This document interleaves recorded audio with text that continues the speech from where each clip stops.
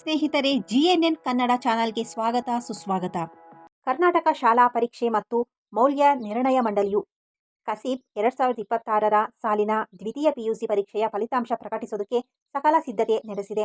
March 31ರಂದು ಪ್ರಥಮ PUC ಫಲಿತಾಂಶ ಯಶಸ್ವಿಯಾಗಿ ಪ್ರಕಟಗೊಂಡ ಬೆನ್ನಲ್ಲೇ ಈಗ ದ್ವಿತೀಯ ಪಿಯುಸಿ ವಿದ್ಯಾರ್ಥಿಗಳ ಕೌತುಕ ಅನ್ನೋದು ಹೆಚ್ಚಾಗಿದೆ.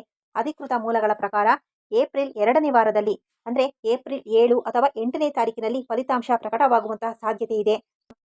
ಮಂಡಳಿಯು ಮೊದಲು ಸುದ್ದಿಗೋಷ್ಠಿಯ ಮೂಲಕ ಫಲಿತಾಂಶದ ವಿವರಗಳನ್ನು ಹಂಚಿಕೊಂಡು ನಂತರ ಅಧಿಕೃತ ವೆಬ್ಸೈಟ್ಗಳಾದಂತಹ kasib.karnataka.government.in ಅಥವಾ karrizalt.nic.in ನಲ್ಲಿ ಫಲಿತಾಂಶವನ್ನು ಪ್ರಕಟಿಸಲಾಗುತ್ತೆ.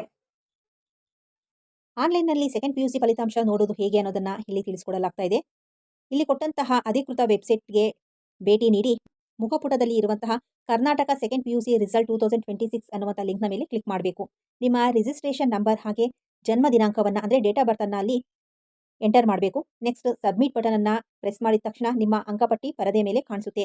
ಭವಿಷ್ಯದ ಉಲ್ಲೇಖಕ್ಕಾಗಿ ಅದರ ಪ್ರಿಂಟ್ಔಟ್ ಅನ್ನು ಕೂಡ ತೆಗೆದುಕೊಳ್ಳಬಹುದು. ಫಲಿತಾಂಶದ ನಂತರ ಅಂಕಗಳ ಬಗ್ಗೆ ತೃಪ್ತಿ ಇಲ್ಲದಂತಹ ವಿದ್ಯಾರ್ಥಿಗಳು ಮರುಮೌಲ್ಯಮಾಪನಕ್ಕೆ ಅಂದರೆ ರಿವ್ಯಾಲ್ಯೂಯೇಷನ್ಗೆ ಕೂಡ ಅರ್ಜಿಯನ್ನು ಸಲ್ಲಿಸುವುದಕ್ಕೆ ಅವಕಾಶ ಅನ್ನೋದು ಇರುತ್ತೆ.